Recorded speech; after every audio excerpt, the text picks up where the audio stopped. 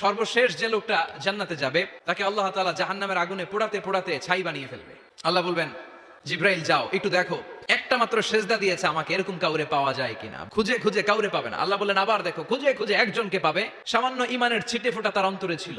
আল্লাহ বলবেন যেহেতু ছিটে ফোঁটা আছে, অনেক মায়ের খাইছে, ওকে বের করে জাহান্নাম থেকে বের করে একটা নির্ধারিত দূরত্বে রেখে দাও, রেখে দেওয়া হবে। কিন্তু জাহান্নামের আগুনের লেলিহান শিখাতে তার গা ঝলসে যাবে। সে আল্লাহর ডেকে বলবে, মাবুদ তোমার কাছে আমি কিছু চাই না, জাহান্নাম থেকে তুমি আমাকে বের করেছো, জীবন নদীর পানি তুমি আমার গায়ের মধ্যে ঢেলে দিয়েছো, আমি আবার সজীবতা ফিরে পেয়েছি, আমি তোমার কাছে জান্নাত চাই না, শুধু নিরাপদ একটা দূরত্বে আমাকে রেখে আসো, যাতে জাহান্নামের আগুন আমারে কষ্ট দিতে না পারে।